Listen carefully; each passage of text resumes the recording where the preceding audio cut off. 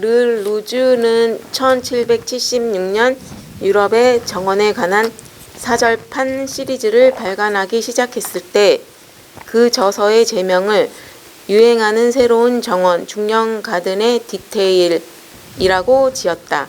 그리고 그는 제1권의 서론에서 담백하게 논평하기를 전 세계는 영국 정원이 중국 정원의 모방일 뿐이라는 것을 알고 있다고 썼다. 프랑스인들은 중년 가든이 중국에서 유래했다고 강하게 믿으면서도 그들 자신의 땅을 배치할 때 접시에 휘갈겨 그려진 중국 정원의 그림보다 영국의 설레를 복제했다. 샹틸리 가든, 데제르드레츠 공원, 벨로이 공원 등이 프랑스의 중년 가든인데 이 가운데서 1769년부터 1788년까지 도식적 배치 양식을 대체하고 신축된 벨로이 공원이 유럽에서 가장 크고 유명하다. 지금 우리가 감성적이고 감각적으로 볼 수 있는 중국의 유교 문화가 그 공자의 철학이 서양에 전해진 것을 감각적으로 볼 수 있는 것은 정원밖에 없어요. 그래서 무슨 KBS 같은 데서 상당한 자본을 투자해가지고 유럽을 한번 싹 훑어버렸으면 좋겠어요. 이 중국식 정원을 찾아서 그 프로그램으로 뭐 몇 달분, 한 6개월분으로. 근데 그걸 해낼 수 있는 지식을 가진 PD가 없어. 내 책이라도 읽으면 모르는데 책 절대 안 읽으려고 그래. 그냥. 감각으로만 하려고 그런다고. 네? 그래서 이게 쭉 영국에 있는 중형가든 대륙에 있는 프랑스, 네덜란드, 이탈리아, 독일 이렇게 쭉 하면은 아, 그 시대에 중국 문화가 엄청나게 전해졌었구나. 그걸 일단 알려주고. 근데 이제 개념이나 철학, 사상은 막 지들이 머리로 생각해서 받아들이는 것이라 지 건지 알아요. 그 기원을 따져주는 것은 하나의 논쟁거리가 되니까 그냥 보여줘 버리는 거지, 그냥. 시각으로. 자. 독일은 프랑스보다 20년 늦게 이 중년 가든을 받아들였다. 그러나 기후가 영국과 비슷한 독일 지역의 작은 군주들은 다투어 중년 가든을 모방하기 시작했다. 자, 작은 군주라는 건 제후를 말하는데 이 제후 숫자가 이 시기에는 900에서 1200개. 왜 정하지를 못하느냐? 이게 없어져 버리기도 해요. 저쪽으로 시집 갔잖아요, 자기 딸이. 근데 이쪽에 그 제후가 후사가 없어. 그러면 딸이 상속자죠. 그러면 두 개였던 제후국이 한 개가 되고 합쳐져 갖고 자꾸 숫자가 변해. 그 긴 시간을 놓고 보면. 그래서 한 900에서 1200개 정도의 제후국이 있었다. 재밌지? 쪼매는 나라들. 자. 그리하여 10년 사이에 중년 가든은 독일의 2000여 제후국들로 퍼져나갔다. 독일에서 최초의 중년 가든은 1767년과 1773년 여기는 사이에 2000여 개라고 그랬네. 이때는 1200개라고 그랬는데 내가보다 800개가 많네. 그지? 베를리츠의 프란츠 폰 데사우 공작을 위해 설계된 정원이었다. 내가 그러니까 이보다 좀 뒤에 세대를 말하고 있는 거예요. 2000여 개가 많이 또 정리되거든요, 이게. 응? 전쟁에서 패하고 엉뚱한 데 편들었다가 없어져 버리고 막 그래서 800에서 1200개. 나폴레옹 때 400여 개로 정리해, 나폴레옹이. 응? 그걸 반절 이하로 줄어버리지. 아까 800에서 1200개라고 그랬는데. 그러니까 이게 아무 외부 세력이 정리하지 않고 훼손당하지 않았을 때 2000여 개 정도 됐다는 거예요. 현재 독일이 2000여 개로 나눠졌다고 생각해봐. 재밌는 거 아니야? 이렇게 작은 나라들이 있었다. 자. 그리고 슐로스 라인스베르크 공원도 1770년에 설치되었다. 1773년 마인츠 선제 후 막스 요셉 4세는 체인버스 밑에서 중년 가든을 배우도록 정원 설계사 프리드리 루트비히 폰스켈을 영국으로 파견했다. 1776년 귀국한 스켈은 1783년 마인츠 선제후 요셉 4세로부터 바이에른의 아샤펜부르크 시의 중령 가든 양식의 손미식 공원을 조형하라는 위탁 명령을 받고 중형 가든을 완성했다. 독일에서 가장 야심적인 중형 가든은 헤센 선제후의 여름 궁전으로 카셀 외곽 카셀 외곽 빌헬름스회의 빌헬름스 회에 예, 빌헬름스 회의 회가 고지란 소리야. 고지 높은데. 근데 이게 독일 말에 회 앞에 있는 H는 발음을 해요. 근데 모음 사이에 들어있는 H는 발음을 안 해버리거든. 하면 안 돼. 해가 아니라 회니까 잘 알아듣지도 못하고 발음도 잘 하기 힘들지. 빌헬름스 회에 서창훈이 한번 해봐 발음. 못 알아들어. 스펠링 아는 사람만 알아. 자. 네, 지어진 정원이었다. 프로이센 국왕 프리드리 2세도 말년에 중형 가든을 특별히 애호했다. 프리드리 2세는 중국 촌락 형태의 콜로나를 건설할 아이디어를 갖고 1781년부터 콜로나가 아니라 콜로니를 건설할 아이디어를 갖고 1781년부터 공사를 시작했다. 체인버스의 지침에 따라 정원의 집들이 여기저기 흩어져 있대 하나의 사원을 중심으로 자리 잡게 했다. 높다란 중국 교량을 가진 작은 강이 만들어지고 연못의 남쪽에 놓은 하얀 암석 위에는 중국 마을의 농촌 상황이 조성되었다. 집들은 모두 중국식으로 지었다. 중국 건축술은 잘 모방되었다. 마을은 물랑으로, 작은 강은 훅향으로 이름 지었다. 중국식 이름으로 이렇게 이름 짓는답시고 이렇게 한 거예요. 네, 잊지 않고 파고다도 세웠다. 1778년에는 뽕나무 농원과 중국 화랑도 세워졌다.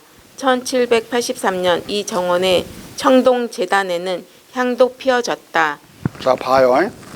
중국이 선진국이었기 때문에 옛날 우리가 미국이 선진국이었을 때 미국 걸 다 배우고 미국식으로 하고 미국식으로 집도 짓고 그러듯이 완전히 중국식으로 다 해버리는 거야. 정원이고 뭐고 다 노는데도. 그런 시절이 있었다. 내가 헛소리 가르치는 게 아니에요. 공자의 사상으로 근대가 창설됐다. 계몽주의 시대가 열렸다. 이런 말을 할 때에는 이런 눈에 보이는 가시적인 것들이 있었던 거예요. 이것은 빼도 박지도 못하는 증거죠. 내가 사상으로만 할 때는 좀 안 잡히는 거지만. 자. 독일에서 가장 친숙한 중형 가든은 앵을리셔 가르텐이다. 프랑스의 기하학적 바로크풍 정원 개념을 추방하고 자연을 모델로 설치된 이 앵을리셔 가르텐은 도심에 설치된 정원 중 세계에서 가장 큰 유원이다. 자, 이 오른쪽을 보세요. 거기 서 있는 사람은 알죠? 나 보지 말고 거기 그거 중국식 탑으로 되어 있는데 안에는 비어 있어서 거기에 커피숍이 있어요. 커피 사 먹을 수 있거든요. 근데 많은 여기 사람들이 와서 이걸 봐요. 이게 중국 탑이니까. 이름도 히네시서 투룸이라고 돼 있어요. 이름 자체가.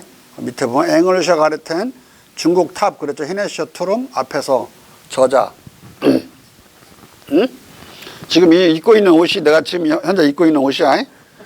그러니까 분명히 나지 이거. 그래 안 그래?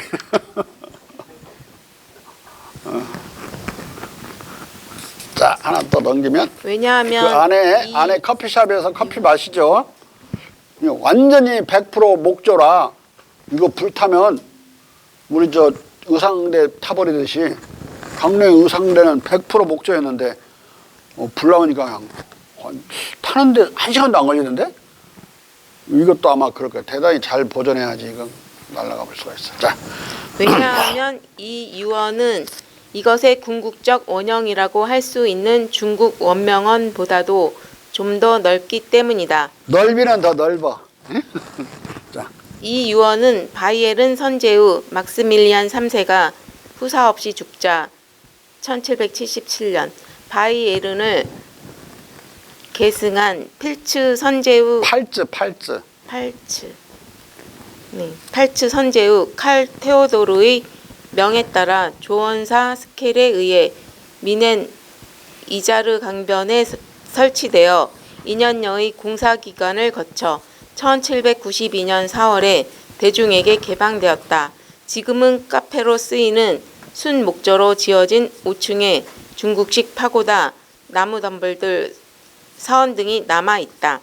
중국 숭배자들이 18세기 초 이래 점점 거센 반대에 직면해 왔었지만 1760년까지 고딕 재생파나 신고전주의자들은 중국 숭배자들을 도서관과 저택으로부터 몰아낼 수 없었다. 이 반대자들 중 가장 말 많은 최초의 인물은 중국의 예의범절 종교를 저주할 기회를 놓치지 않고 프랑스의 중국 혐오자들에게 자신의 공격에 보탤 항목을 조목조목 자문하기도 했던 삼류 작가 다니엘 디포였다. 다니엘 디포가 뭘 썼죠? 책을? 로빈슨 크루소 그걸 쓴 자인데 아주 나쁜 놈이야. 노예 상인이고, 예, 우리나라 말로 하면 악덕 자본가. 더 정확히 말하면 최악덕 자본가. 우리나라 악덕 자본가가 노예 장사까지 한 사람은 아무도 없잖아. 최자를 붙여야 돼. 최악덕 자본가. 자. 온건한 다른 반대자들은 비판을 중국의 예술이나 정치에 한정했다. 레브 시누아, 즉 중국 꿈은 어디까지나 유럽적 학성을, 즉 유럽적 패치워크였고 또 그런 것으로 남아 있었다. 그러나 18세기의 마지막 20년 동안 영국의 시누아즈리와 중년 가든을 유행시킨 정열은 전소되었다. 더구나 영국과 중국 간의 무역 관계가 갈수록 긴장됨에 따라 영국의 중국산 모조품들이 점점 값비싼 중국산 수입품을 전적으로 대체해 나갔고, 영국의 대중국 수입 대체 산업은 산업혁명이 개시되기 전인 18세기 중반 이래 완전히 제 발로 서서 번영을 구가하기 시작했다. 이와 함께 중국으로부터의 수입품은 점차 줄어들다가 18세기 말에 차를 제외하고 완전히 사라졌고, 시누아즈리의 열정도 사그라들었다. 19세기 초에 유럽의 제1신사 조지 4세가 브라이튼에 동양 건물을 세우면서 시누아즈라는 잠시 소생했지만 그것으로 그만이었다. 중국적 미감과 영국 낭만주의의 흥기. 자, 이게 우리는 낭만주의는 유럽에서 그냥 지들이 일어난 걸로 그렇게 많이 배우고 그랬을 거예요. 근데 중국의 미감이 보태지거나 충격을 가하지 않았으면 이 낭만주의는 없는 거예요. 네? 낭만주의는 없는 거예요. 여기 중국의 시누아즈리와 이 낭만주의는 또 긴밀하게 연결되어 있다. 자, 시누아즈리는 자, 낭만주의는 뭐예요? 낭만주의? 우리 저 화가 낭만주의는 뭐예요? 그냥 아는 대로 말해봐.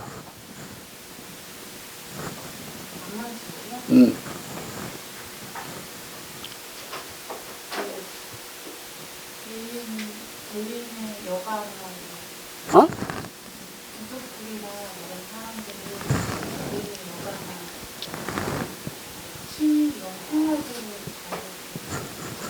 무슨 어디서 개똥철학을 듣고 하는 거지?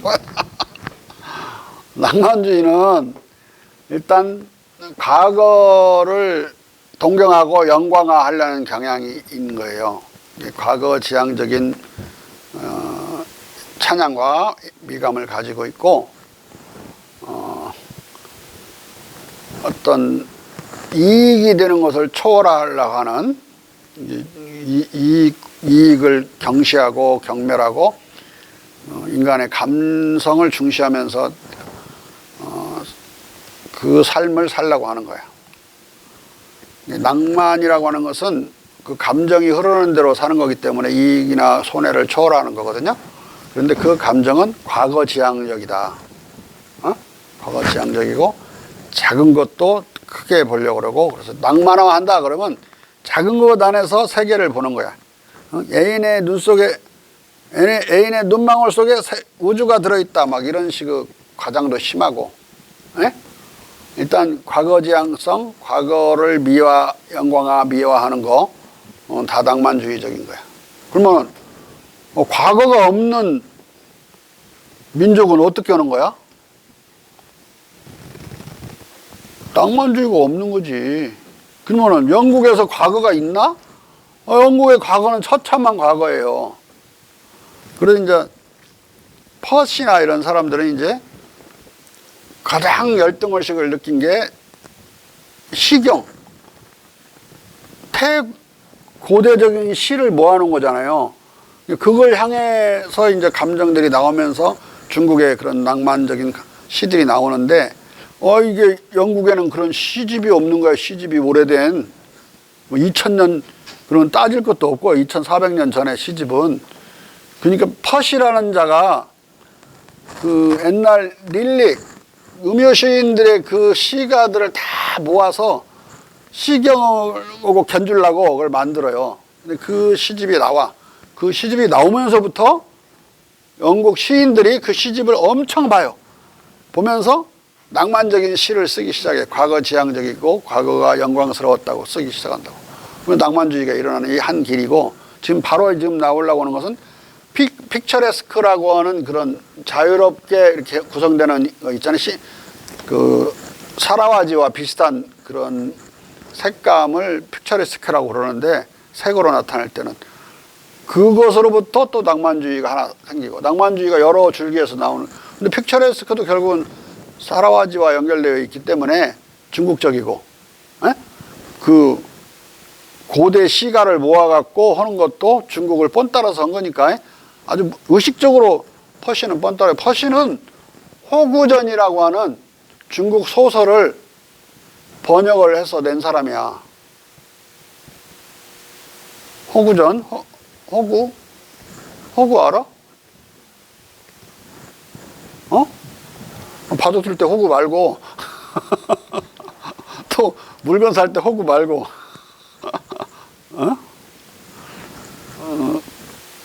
요조숙녀 군자 호구. 요조숙녀는 군자가 좋아하는 짝이다. 좋아할 호자, 짝, 구자. 호구전은 그러니까 서로 짝을 찾는 연애소설이야. 연애소설. 영어로는 하우쿠전 해갖고 여러분들이 봐봤자 이게 호구전인지 몰라. 그 호구전을 낸 사람이니까 중국을 잘 아는 사람이야, 퍼시는.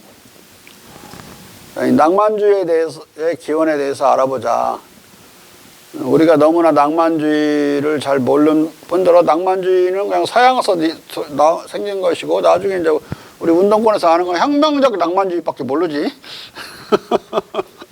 이해관계를 초탈해서 혁명적 낭만주의는 그냥 혁명이 자기 몸을 불사르는 거. 낭만주의 중에 유일하게 공산당이 칭찬하는 건 혁명적 낭만주의 하나야. 미래를 향하잖아. 미래를. 혁명적 낭만주의는. 그냥 낭만주의는 과거를 지향하니까 싫어해. 공산당이 그런 건 센티멘탈리즘으로 밟아버려. 감옥에 다 넣어버리고 쳐넣어버리고. 왜 그런 시를 쓰냐고. 자, 인간이 과거 지향적인 미감도 있고, 모든 예술은 누가 마음대로 정형화하거나 짓밟거나 탄압해서는 안 된다. 자. 네, 신화지리는 로코코 예술 사조를 창출하고 17세기 중반 이래 150여 년 동안 풍미하게 함과 동시에 사라와지 조원술과 중령 가든의 확산을 매개로 로코코의 뒤를 이어 신고전주의에 대항하는, 그리고 궁극적으로 이 고전주의를 퇴출시키는 또 다른 예술 사조인 낭만주의, 또는 적어도 유럽 낭만주의의 한 조류인 영국 낭만주의를 태동시켰다. 자, 독일 낭만주의도 있어요. 독일 낭만주의는 역사학파와 관련되어 있는 거고, 거기는 중국과 무관해. 영국 낭만주의가 중국과 관련되어 있다고. 자. 신고전주의는 스콜라 철학적, 합리주의적 규칙성, 수리 기하학, 합리성을 자연 속에 투사해 관념적 자연을 만들어 이 규칙성, 수리성, 기하학, 합리성을 자연성으로 착각하고 정원, 공원, 공예, 인테리어, 건축, 회화 등 모든 예술 분야에 적용하는 예술 사조였다. 낭만주의는 이 신고전주의적 규칙성, 수리성, 합리성의 기하학적 도형미에 맞서 자연스런 불규칙성, 곡선, 메안더링, 정렬, 감성을 대립시키고 냉철한 부르주아적 실리타산에는 따뜻한 온정과 사랑, 그리고 사심없는 초공리주의적 정의감을 대립시키는 것으로 이해되어 왔다. 자, 냉철한 부르주아적 실리타산을 배경하는 거죠. 그리고 뭘 내세우냐. 따뜻한 온정, 사랑, 사심없는 초공리주의적 이익을 초월한 삶. 그러니까 혁명적 낭만주의는 뭐 목숨을 초계와 같이 버릴 수도 있는 측면이 있어요. 프랑스 사람 중에 어떤 사람은 뭐 시 하나 써놓고 대상에 헤엄쳐 나가서 죽은 사람도 있어. 자기 시 읽으라고. 어? 그런데 다시 이게 19세기 이후는 다시 합리주의 이데올로기가 뜨면서 합리주의가 이제 또 뜬단 말이에요. 그러면서 다시 이게 스콜라적 그런 규칙성, 수리성, 합리성이 뭐 도식 이게 등장하면서 건축도 그렇게 만들어져. 19세기 이후부터 쭉. 에? 우리가 이런 건축 속에 살고 있죠. 그냥 한강변이나 막 나인강동안 쫙 그냥 직선으로 다 만들어버리고. 직선으로 만들어버리면 어떻게 되지? 물고기들이? 어? 잘 모르겠습니다. 직선으로만 이렇게 메안더링 구불구불 흐르던 물이 이게 직선으로 만들면 이게 물 속도가 엄청 빨라져요. 그러면 송사리 같은 거 떠내려가서 거기 못 살아. 송사리가 없어. 그래서 우리나라에. 응? 송사리가 없어져 버렸다고. 속도가 느려야 돼요. 이게 송사리가 살려면. 난 지금 송사리 지금 본지 지금 한 30년 더 된 것 같네. 수로도 전부 시멘트로 해서 반드시 해가지고 빠르게 해놓으니까 송사리 못 살아. 그리고 빠른 송사리만 못 사는 게 빠른 그런 물 속도에 견디지 못하는 모든 다 떠내려가서 바다로 가서 죽어버린다고. 그리고 이게 물 속도가 빠르니까 물고기가 없어지고 작은 물고기들이 없어져 버리고 그 작은 물고기를 먹고 사는 새들 싹 없어져 버려. 응? 그건 먹을 곳이 없으니까 안 와. 이걸 다시 이제 그냥 골치 아프잖아요.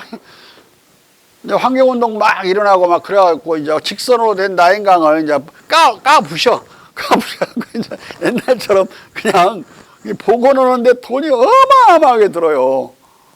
그걸 옛날에 직선으로 할 때보다 한 10배 이상 들어. 응? 이게 토사가 안 쓸려 내려가게 이렇게 돼야 되는데 그게 쉬운 일이 아니잖아요. 그냥 까부수면 다 내려가 버리고 그러니까. 이게 다시 옛날처럼 자연스럽게 만드는데 엄청나게 고생을 하고 있다고 지금 나인강에서. 우리나라는 아직 그런 생각이 없지. 환경의식이 거기까지 안 와서 한강을 어떻게 만들겠다 그러는데 내가 무슨 뭐 서울시장 뭐 공약들 보면 개떡 같은 소리만 하고 있어. 에?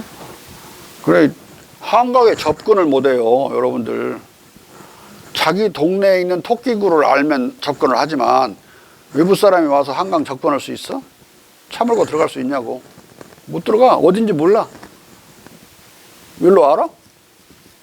자기 동네만 알잖아. 우리 동네 와서 갈 수 있다고? 풍납동에서 한강으로 나갈 수 있어?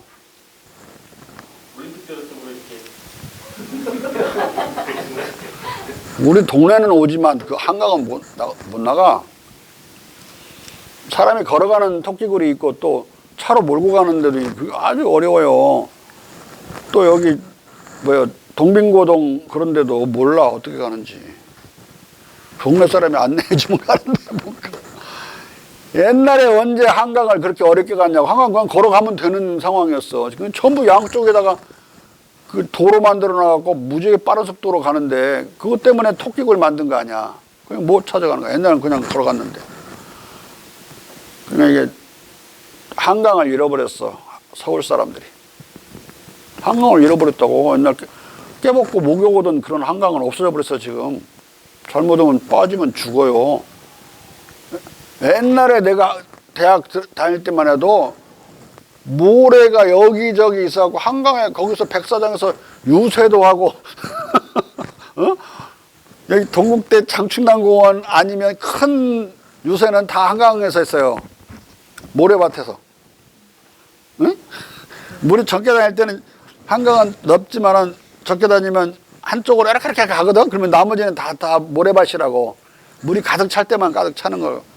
그 아닌 때는 그 한강 그렇게 쓰고 뭐 그렇게 놔두자는 이야기는 아니야. 그 뚝섬에서 목욕하고 그랬었다고. 뚝섬에서 고기도 잡고. 지금 이제 뚝섬은 서울숲으로 바뀌어갖고 됐는데 나는 못 가겠어. 서울숲을 어디로 들어가는지 몰라서. 어? 내비키만 갈 수 있나? 서울숲이 우리 집 가까이 있는데도 못 가겠어요. 어디로 가는지 모르겠어. 어? 한강을 다시 복원을 해야 돼요. 자연으로 어느 정도 복구하는, 자연 복구를 하는. 그래야 물고기들도 다시 와서 살고, 큰 물고기는 잡아먹기 힘들어요, 새들이. 작은 새들은. 한강에 지금 물고기들이 얼마나인지 알아요? 요만씩이에요. 이걸 어떻게 그 작은 우리 저 새들이 먹냐고. 어? 그 작은 물새 있잖아, 하얀 거. 이거 싹 없어졌어. 그런 것들은. 먹잘 게 없으니까. 어? 아마 가오리도 외가리도 못 먹을 걸, 그렇게 큰 거. 무지하게 커. 잉어가 말이야. 5월, 이제 4월이니까 5월달 되면 잉어가 알을 낳아 샛강으로 올라와요. 이게 샛강에 물이 뭐 요만큼밖에 안 되는데도 막 텔레텔레 하면서 올라가거든요, 옆으로. 네? 그럴 때 보면 잉어가 무지하게 커요. 어? 그걸 어떻게 새가 먹냐고. 따뜻한 데서 알을 낳아야 되는가 봐. 그러니까 따뜻한 데 올라오는 거라고. 네?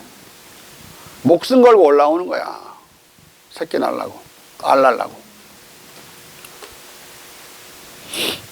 또 순놈이 와야 되잖아요. 그래야 정액을 뿌리니까 또 그놈도 목숨 걸고 올라와. 올라오지 말지. 그냥 건달로 올라와, 건달로. 암컷은 알라로 온다고 분명히 목적이 있는데, 어? 그냥 막 올라가. 5월이면. 옛날에 내가 독일에 갔더니 막 학교 분수대에 천둥오리가 막 앉고 그러더라고. 그리고 막 고슴도치도 있고, 밤에 가다 보면 토끼들이 막 있고, 그 앞마인이니까 마인강에는 그냥 물고기가 막 많고, 어디는 막 물반 고기반이고, 야, 엄청나게 살기 좋네. 딱 도착해서 1984년에 그런 생각을 했어. 근데 지금 한국이 그렇게 변해갖고 거기보다 훨씬 더 큰 물고기들이 막 올라가도 안 잡아. 아마 잡을 수 있겠지만 잡으면 동네 사람들이 막 쳐다볼걸? 잡는다고? 아무도 못 잡아 그랬거든. 이 시선어 네트워크에 의해서 갇혀갖고 못 잡아. 자. 낭만주의 또는 적어도 낭만주의의 영국적 유형마저도 극동에서 유래했다고 하면 많은 이들은 미심쩍어 할지 모르겠으나 존재의 거대한 사슬이라는 명저로서 1930년대에 사상사라는 새로운 학문 분야를 창설한 아서 러브조이는 1930년대 초부터 줄곧 한 낭만주의의 중국적 기현태제를 주장해왔다. 그리고 2010년에는 데이비드 포터도 18세기 중국의 중국 미감에서 영국의 중국 미감. 네, 영국의 중국 미감에서 영국 낭만주의의 기원이 18세기에 영국에 퍼진 중국 미감이라고 밝혔다. 따라서 러브조이와 포터의 연구에 따라 유럽 낭만주의 일반 또는 적어도 영국적 낭만주의의 극동아시아적 유래에도 응분의 분석을 가해야 할 것이다. 18세기 초 신고전주의의 논리와 양상. 전형적 신고전주의의 미학 독트린에서 규칙성, 개념의 신성함은 잘 알려져 있다. 그렇지만 18세기 초에 제기된 세 가지 신고전주의적 미의 정의를 회상할 필요가 있다. 지난 세기 건축평론가 위버는 17, 18세기에 신고전주의 건축가 크리스토퍼 렌의 미관념을 이렇게 이해하고 정의했다. 렌은 방주 바벨탑 피라미드 그리고 플리니가 묘사한 바의 포르센나 무덤의 건설에 관한 즐거움 속으로 빠져들면서 이 빛나는 구절로 끝마친다. 나는 세상이 기하학과 수리학을 좋아하기 시작한 피타고라스와 그의 학파의 시대에 기본 구조가 존재했기 때문에 이 묘사에서 더욱 길어졌다. 이것은 건축가로서의 렌의 주장의 핵이다. 그것은 디자인에서 전통적 요소들보다 과학적 요소들에 대한 신뢰다. 그는 파렌탈리아에 인쇄된 그의 첫 논고에서 아이디어를 발전시킨다. 이 아이디어를 발전시킨다. 미는 눈에 의해 쾌락을 낳는 객체들의 조화다. 미의 두 가지 원인이 있는 그것은 자연적 원인과 관습적 원인이 있다. 여기서 미를 눈에만 관련시킨 건 잘못된 거야. 귀로도 듣는 아름다운 노래도 되는 거고 입으로 맛을 보는 아까 말한 음식은 예술이라고 그랬죠. 그냥 먹는 음식 배고파서 먹는 음식은 미가 아니지만은 그 잘 만들어진 요리의 맛을 위해서 만들어진 요리는 예술이라고. 우리가 추워서 옷을 입거나 또는 부끄러워서 가리는 정도의 옷은 미가 아니지만 그걸 잘 만들어서 아름답게 패션으로 만들면 패션의 미가 예술이 되듯이 마찬가지로 입맛도 이게 아름다움이 있는 것이지 눈만 갖고 얘기해. 눈만 귀도 빼버리고 이 잘못된 거예요. 근데 이 사람이 말하는 거야. 일단 읽어줘. 자. 네, 자연적 원인은 제1성, 즉 반복적 동일성과 비례에 근거를 두는 기하학에서 생긴다. 관습적 미는 사물들이 그 자체로서 사랑스러워서가 아니라 친숙성이나 특이한 성향이 사물들에 대한 사랑을 낳는 만큼 보통 다른 이유에서 우리에게 쾌락적인 그 물체들에 대한 우리의 감각의 사용에 의해 생겨난다. 여기에 오류의 커다란 원인이 있고 여기에 건축가의 판단이 시련에 처하지만 언제나 참된 평가는 자연적 또는 기하학적이다. 기하학적 도형들은 다른 어떤 비규칙적 도형보다 자연적으로 더 아름답다. 이 점에서 만인은 자연의 법칙에 동의하듯이 동의한다. 기하학적 도형들 중 사각형과 원은 가장 아름답고 평행 사변형과 타원은 그 다음으로 아름답고 직선은 곡선보다 다 아름답다. 직선의 두 아름다운 위치가 더로 고쳐주세요. 더 아름답다. 직선의 두 아름다운 위치가 있는데 그것은 수직선과 수평선이다. 이것은 자연으로부터 따라서 필연성으로부터 생기는 것이고 똑바로 선 직선 외에 어떤 직선도 권하지 않다. 자, 모든 것이 기하학적으로 수학적으로 되어 있어야 아름답다라고 하는 이야기가 나름대로 이제 정교회가 지금 쓰여져 있는데 이 사람들은 자연을 이게 자연스럽다고 본 거예요. 가령 원은 한 점에서 같은 거리에 있는 점의 집합이죠. 수학적 정의가. 근데 그런 원이 있나 자연에? 아무리 자기가 잘 그려도 그렇게 못 그려요. 에? 자연 속에 동그라미 동그란 것은 있지만 그렇게 그 개념에 딱 맞는 원은 없지. 이 사람들은 어떻게 생각하느냐. 그 원의 이데알한 그 원, 수학적 개념의 원에 조금씩 변형된 게 자연에 있다고 보는 거야. 이게 자연의 진수는 원의 수학적 개념이라 이거야. 마찬가지로 사각형도 있는데 자연에 있는 건 좀 뭐 덜 사각형이잖아. 진짜 사각형인 또는 직각삼각형이든 직각삼각형이든 예? 그것이 유사한 것이 자연에 있다고 보는 거야. 자연에 유사한 것들만 있는데 그 자연의 에센스 또는 진상은 수학 기하학적인 직각삼각형, 뭐 사각형 이렇게 자연하고 같다고 보는 거지. 자연을 보는데 자기들은 에센시얼한 아주 본질적인 것만 보고 그렇게 표현하면 아름답다 이렇게 생각하는 거야. 막 이렇게 내가 우겨. 그러면 차홍석은 어떻게 대답할 거야? 이게 아름다운 거라고. 어?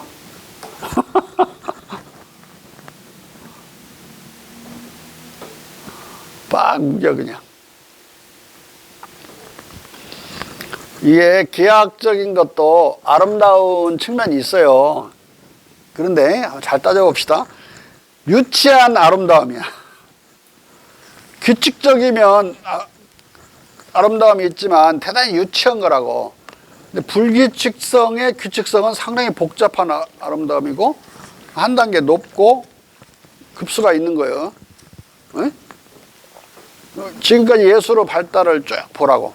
단순한 이런 식의 아름다움에서 대단히 불규칙만 있는 게 불규칙성이 모여서 크게 또 보면 제네랄로는 규칙성을 갖게 되는 거거든요. 그래서 균형을 회복한다고. 그럴 때 아름다움이 고차원적인 아름다움이 있다. 에? 아니 산토끼 토끼야 그 노래만 부르면 뭐 노래는 노래지만은 한두 번 부르면 부르기 싫잖아 유치해서.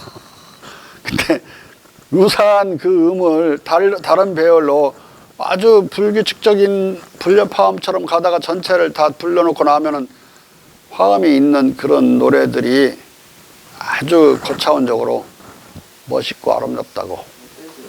응? 얘가 좋아하는 재즈는 도저히 들어줄 수가 없어요. 귀가 버려버려. 아니 저 김현배가 듣다가 야 치아라.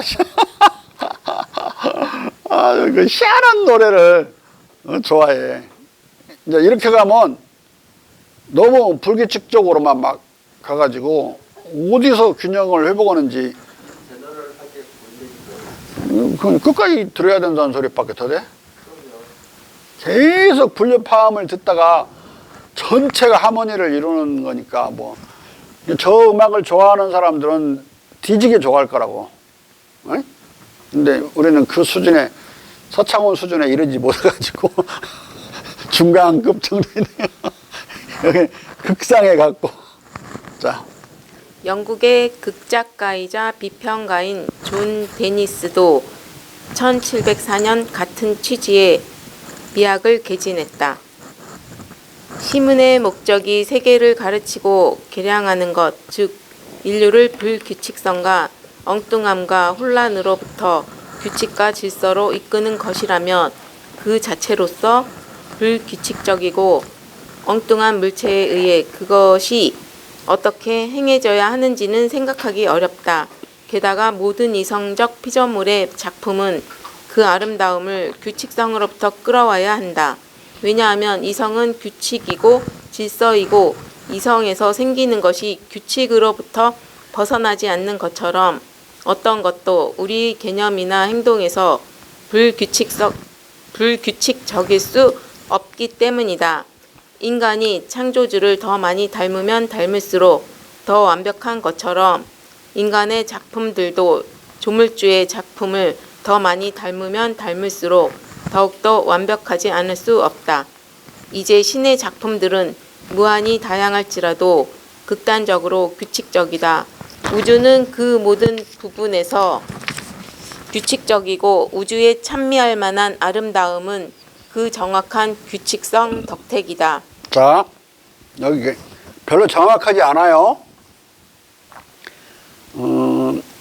우리가 달력도 아니 그 4년마다 한 번씩 하루를 조정해 줘야 되고 그 음력은 한 달을 조정해야 돼. 3년마다 한 번씩. 그리고 4년마다 한 번씩 한 달을 넣어서 해줘도 또 조금 남아요. 그래갖고 70 몇 년 만에 또 하루가 또 생겨. 또 조정해 줘야 돼. 그러니까 이게 도는 속도가 좀 다른 거야. 매번 돌 때마다. 그 태양을 돌 때. 또 궤도를 조금씩 엘리에성도 궤도를 조금씩 이탈해요. 매번 돌 때마다 조금씩 다르다. 그러니까 꼭 같다고 그렇게 말하지 마세요.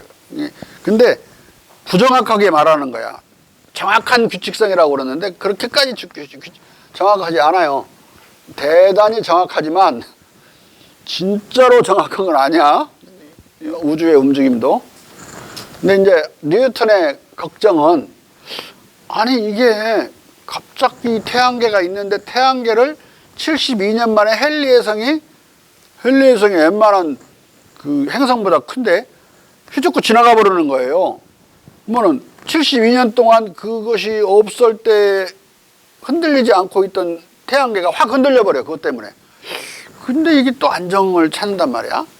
그냥 막 그리고 여러 헨리해성 말고도 해성이 많아요. 유성도 있고 막 이게 이런데 막 대단히 우주가 불안정한 거예요. 근데 어떻게 우주가 유지되지?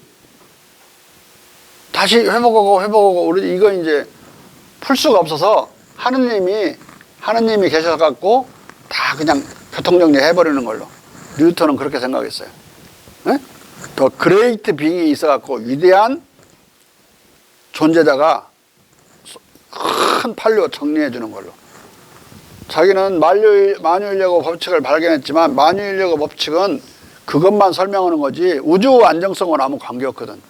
우주는 어떻게 안정되는 거지? 이게 계속 언스테이블인데 어떻게 자꾸 또 언스테이블 했다가 스테이블로 가고 그러는지 그 자기 도식으로는 안 풀리는 거야. 그래서 그렇게 위대한 존재자를 가정할 수밖에 없었어요. 성리학자들은 대두뇌를 가정했어. 대두뇌.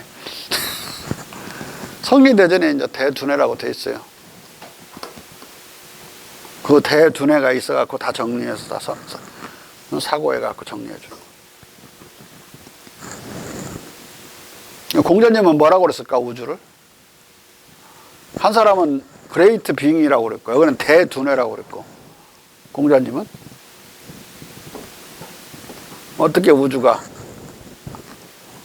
존재하고 이런다고 생각했어요. 이영재 박사.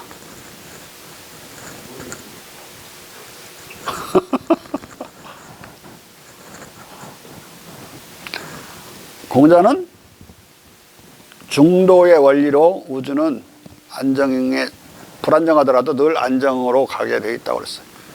예? 한 번 음하고 한 번 양하는 걸 도라고 한다. 예? 도를 이어가는 걸 선이라고 한다. 그 규정이 있죠. 예? 자, 한 번 음하고 한 번 양하면 한 번 음하고 한 번 양 안 해버려. 그냥 음만 있어. 불안정하지? 또 한 번 양이 있는 거예요. 음양이 조화를 이루면서 조화를 이루는 것이 도인데 그 도는 뭐냐면 중도야, 중도. 중자를 넣어서 읽어야 돼, 그러니까. 모든 것이 불균형이면 균형을 향해서 가게 돼 있고 이쪽이 온도가 높으면 이쪽이 낮으면 계속 이쪽으로 온도가 가갖고 이쪽에 이건 식고 여기는 올라가겠지? 온도가 같아질 때까지 그래서 안정될 때까지 계속 흐르고 그래서 균형을 이루는 거고 중도는 중화라고도 하고 중도는 우주의 원리고 인간의 생명의 원리고 모든 걸 설명할 수 있는 거야. 뭐가 그렇게 중도를 이루는 거냐? 기.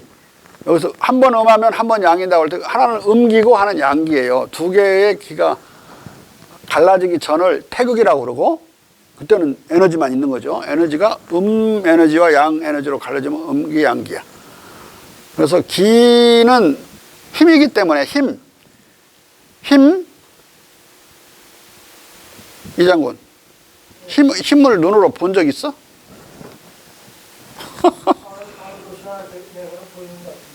보여? 볼 수 없어, 힘은. 냄새도 안 나. 오감으로는 절대로 포착 못 해요. 근데 감각으로 포착할 수 있어. 어떻게 포착하지? 오감 아닌 감각. 응? 어? 그게 그 뭐냐고, 어떤 감각이냐고. 옳지. 금감각. 머슬 센스라고 6번째 감각으로 힘은 우리가 느끼는 거예요. 그걸 우리가 버텨내지 못하면 쓰러지든지 죽든지 그러는 거예요. 우리의 무게를 우리가 견디고 있는 거죠. 외부의 압력도, 눈에 안 보이는 바람도 견뎌야지 서 있고, 아니면 날아가 버리지. 그러니까 이 세계의 존재를 오감으로 보면 안 봐버리면 없어지고 막, 그러니까 오감, 또 눈도 못 믿어요. 누르면 막 사물이 2개로 보여버리고. 이 오감으로는 의심스러운 대상이 의심스러워져 버리는 거예요. 존재하는지도 의심스럽고, 또 희주 씨를 내가 지금 일주일 만에 보는데 그 사이에 어디 가버릴 수도 있잖아요. 근데 올 거라고 생각하는 건 믿는 것이고, 그 믿음이지 인식이 아니잖아. 그러니까 결국은 지식으로만 이루어지지 않은 걸, 지난번도 왔으니까 희주 씨가 오겠지라고 하는 것은 생각의 타성이야. 한번 배가 움직이면 쭉 가듯이 그런 식으로 생각하는 거니까. 근데 그 사이에 얼마나 그 구멍이 많아. 일주일 사이에 뭔 짓을 했는지 모른다고. 서울에 계속 있었던 게 아니란 말이야. 어디 갔다가 올 수도 있고. 여기 있는 이 친구도 내가 지금 등 뒤로 돌리면 안 보이잖아. 안 보이는데 1시간 동안 등 돌리고 있어. 어디 갔다 오고 화장실 갔다 오고 그런 사이에 또 갔다 왔어. 나는 계속 있는 걸로 착각하는 거지. 응? 없었는데. 1시간 중에 50분이 없었는데. 이 인간의 오감은 신뢰할 수 없는 부분이 많아요. 근데 있다고 50분 동안 없었던 것을 연속해서 있다고 생각하는 건 아까 그 상상력으로 메꿔주는 거야. 그걸. 상상으로. 위험한 사고지, 늘. 우리의 감각 범위를, 오감 범위를 벗어나서 그것들은 사라졌다가 와도 우리는 계속 있었던 걸로 느끼고 그런단 말이죠. 그래서 의심스러운데 대상의 존재가, 철학자들은 의심하는데 내가 한번 말을 했죠. 철학자들은 의심해요. 책상에 앉아서만 생각하니까. 그러니까 데이비드 휴먼 그런 식으로 생각하다 보면 인간이 의식을 집중할수록 또 이성적일수록 대상의 존재는 계속 의심스러워지는 거야. 아까 50분 동안 갔다 온 거 왔을 수도 있다고 생각하는 건 이성적인 사고야. 감각은 그걸 메꾸려고 자꾸 그러는데 그 감각에 대해서 이성이 반란을 일으키는 거야. 없을 수도 있었잖아. 왜 자꾸 있는 걸로 하느냐. 그러면은 이성적이면 이성일수록 더 회의가 더 많아지는 거야. 에? 아주 그 데카르트 말대로 의식을 명확하게 하고 이성적으로 생각하면 확실해진다고 그랬는데 서틴티해지는 게 아니라 거꾸로 이성적이고 생각하면 생각할수록 엄밀히 생각할수록 언서튼해져 버리는 거야. 그리고 대상 자체의 존재가 의심스러워지는 거라고. 그런데 일반 대중들은 의심하지 않아요. 대상의 존재를. 왜? 이 대상 세계를 몸으로 견디고 있는 거야, 다. 에? 무거운 짐을 지고 무거운 짐을 날르고. 일반 사람들은 막 여름에도 막 기름 막 지글지글 끓는 데다가 치킨 튀기고. 에? 근데 그 사람이 치킨이 없다고 의심하고 뜨거운 기름이 없다고 의심하기 위해서 지금 더워 죽겠는데 그 열기 때문에 더워 죽겠잖아. 열기 때문에. 기를 몸으로 느끼는 거예요. 기를. 에? 무게니 뭐니 이런 걸 다 몸으로 근감각으로 느끼고 막 그러기 때문에 대상세계의 존재를 일반 대중은, 노동하는 대중은 절대 의심하지 않아요. 그러니까 데이비드 휴먼 그 원인을 몰랐어요. 이게 힘으로 연결되어 있기 때문에 힘을 견디는 6번째 근감각을 몰랐기 때문에, 칸트도 모르고 다 몰랐어. 모르기 때문에 그래도 칸트는 계속 합리적인 사고를 하면서 헛소리했고 데이비드 휴먼은 대중의 커먼 오피니언을 따라가면 또라이는 안 된다 그랬어. 철학적인 사고를 계속하면 또라이 된다고 그랬어요. 근데 대중을 따라가면 또라이 안 되고 된다. 커먼 센스가 된다. 그렇게 되면은 철학이 통속적 의견에 굴복해 버리는 거죠. 그것도 안 된 거예요. 굴복하지 않을 유일한 방법은 공자님처럼 생각하는 거예요. 기를 느끼는 근감각을 가지고 오감으로는 포착이 안 되지만 기는 오감은 절대 못 느껴 그거 힘을 인간의 근감각으로 힘을 느끼면서 우리도 똑같이 철학자도 나가서 일해보고 치킨 튀겨보고 그러면은 아 대상 세계의 확실한 존재를 의심치 않게 돼요. 어? 여기 내가 기까지 설명을 했을 때야 다시 회복돼 가지고 철학적 사고로 돌아올 수가 있어요. 안 그러면 대중을 철학자가 쫓아다니는 식이 돼본다고. 영국의 통속 철학이 그래서 나와요. 커먼 센스 철학이라는 게 나와. 계속 철학적으로만 사고하니까 또라이 되니까 대중들이 생각하는 대로 생각하는 게 옳은 철학이라고 하는 커먼 센스 필로소피가. 에? 상식 철학. 커먼 센스. 철학도 아니야. 지금 그래서 사라져 그게. 우주와 모든 건 전부 물질도 전부 기로 돼 있어. 기, 힘으로. 이 사물들이 기라고 하는 건 태워보면 알아. 다 기로 바뀌어버려요. 거꾸로 기가 순화되면 사물이 되는 거예요. 응? 정기유물이라고 그러죠. 역경에서. 정자는 잘 슬른 거. 깨끗이 정제하는 거. 기를 정제된 기가 사물이 되고 사물이 또 타버리거나 그러면 기가 되고 그것을 이제 질량이 얼마 결손될 때 에너지로 바뀌는 거 그건 아인슈타인이 수식으로 증명을 했죠. 물론 동양이 수식으로 극동해서 한 것이 아니고 그렇지만 그런 사고는 일찍이 있었기 때문에 이 세계는 기로만 되어 있지 도식이나 합리주의로 되어 있지 않다고 본 거예요.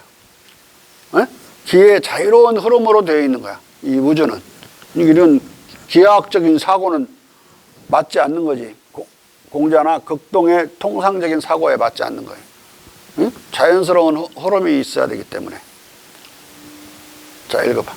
소유주의 몸과 영혼의 아름다움과 건강은 질서 덕택이고 양자의 추함과 이상은 질서의 결여 외에 그 어떤 것 탓도 아니다. 하지만 데니스의 이 마지막 명제를 그럴싸하게 보이도록 만드는 일은 자연의 가시적 현상을 실제로 관찰할 때 오히려 어려웠다. 자연은 대체로 불규칙적이기에 자연스럽고 자연 속에서 규칙성은 상당히 드물고 깎아지른 듯이라는 표현이 보여주듯이 오히려 인위적인 것으로 느껴지기 때문이다. 그러므로 우리는 자연 속에서 어쩌다 이전에 몰랐던 이례적 규칙성의 사물들을 목도하면 기뻐하는 것이다. 그러나 18세기가 경과하면서 새로운 미감은 규칙성, 제일성, 명백히 인지되는 균형성과 평행성을 예술에서의 주된 결함으로 간주하고 불규칙성과 비대칭성, 다양성과 의표, 전체 설계를 한눈에 알아보게 하는 뜻바꿀 것을 의표라고 그래? 전체 설계를 한눈에 알아보게 하는 단순성과 통일성의 회피 등을 높은 등급의 미학적 가치로 평가하는 것으로 바뀌었다.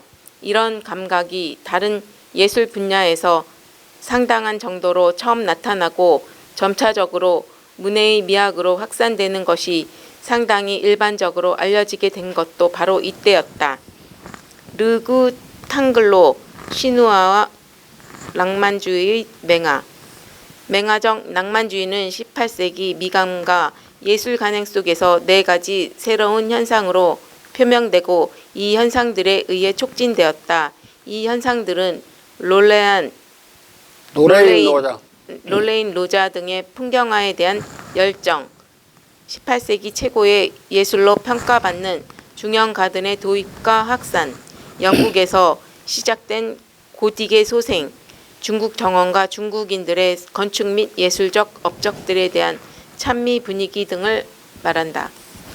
이 현상들, 특히 마지막 세 가지 현상은 18세기 정신 속에서 내밀하게 연결되었다. 아니, 이것들은 아주 완전하게 융합되어 주지하다시피 르그 탕글로 시누아 여기 발음을 구라고 하지만은 르구 그런데 뒤에 t를 연음해서 앙글로에다가 붙여서 읽어야 돼요.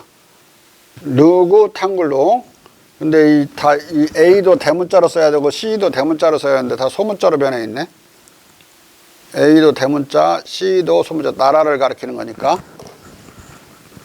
그래서 뒤에 T가 앙글로에 붙어갖고 탕글로로 발음이 되는 거예요. 네? 르구 탕글로 신화. 자. 르구 탕글로 시누아, 즉 영중 미감은 단일한 명칭을 얻을 정도였다.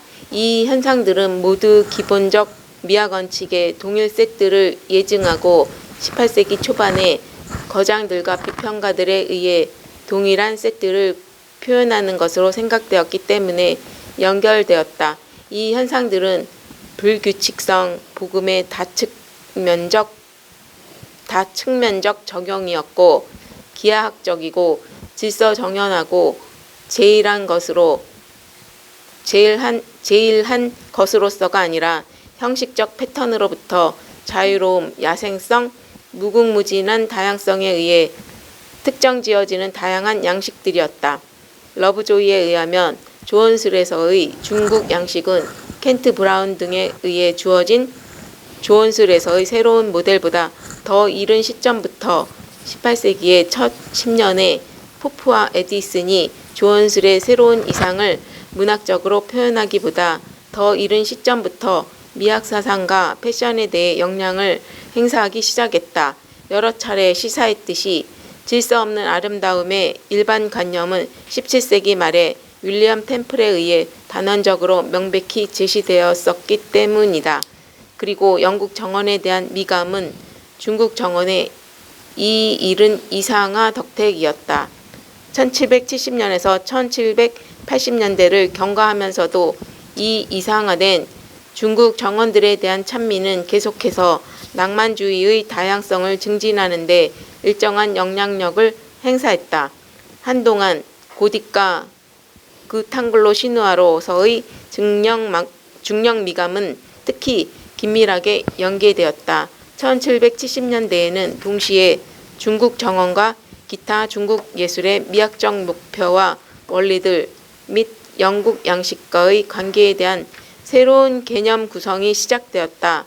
중국 열강을 통해 형성된 낭만주의적 미감은 19세기를 휩쓸게 된다. 18세기에 낭만주의가 일어나서 휩쓸기는 19세기에 휩쓸게 돼요.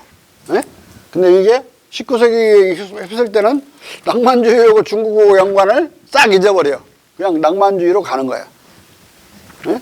근데 기원은 모조리 중국에 기원을 두고 있다. 뒤에 가면 더 심해져요. 중국을 본 따라서 하려다가 낭만주의가 나와요. 자. 템플의 사라와지와 픽처레스크 낭만주의 관념들의 형성.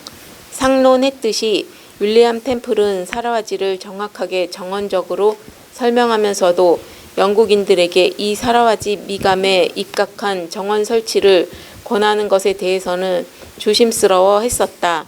성공하면 영예이겠지만 실패하면 불명예가 될 것인데 영국인들은 20대 1로 실패할 위험이 크다고 생각했기 때문이다. 하지만 템플의 이 조심스러운 말은 사라와지 미감의 채택 문제에서 후대의 야심적 설계자들을 낙담시키는 것이 아니라 오히려 도전해보고 싶도록 만드는 것으로 받아들여졌다. 영국 정원 설계자들은 곧 무질서의 아름다움으로서의 사라와지를 많은 영국 정원에 확산시키게 된다. 호러스 월폴은 다행히도 켄트와 소수의 다른 이들은 그렇게 아주 소심하지 않았다고 총평했다. 템플은 18세기 미학자들과 예술가들에 의해 보편적으로 읽혔고 영국 산문의 한 위대한 거장으로 존경받았다. 왜냐하면 이 사람의 글은 대단히 점잖고 부드럽고 표현이 아름다워요. 그러니까 모든 에세이에 어떤 에세이 글의 모델이 될 정도로, 그러니까 내용을 반대하는 사람도 문체에 대해서는 대단히 호평을 받은 사람이니까 보편적이라고 봐야죠. 거의 다 읽었다. 그의 데이비드 에세이, 흉도 읽은 거예요. 왜냐하면 그 대단히 시간적 거리가 먼데도 60년 뒤에 흉도 읽고 좋아해요. 그리고 늘 호평하고. 그의 에세이들은 학습 교재와 영국 수필의 모델로 쓰였다. 윌리엄 메이슨은 영국 정원 이론가들의 사도 행렬에서 템플의 탁월성을 인정했지만 중국을 인용해 여당을 비판하는 당시 야당 토리의 정치 행각으로 조성된 여야 대결 의식 때문에 그가 칭찬한 템플의 정원 미학적 독트린이 중국으로부터 왔다는 사실을 함구했다. 메이슨은 템플이 언명했었던 무어공원 정원의 인위성과 격식성을 풍자한 뒤 다음과 같이 덧붙이고 있다.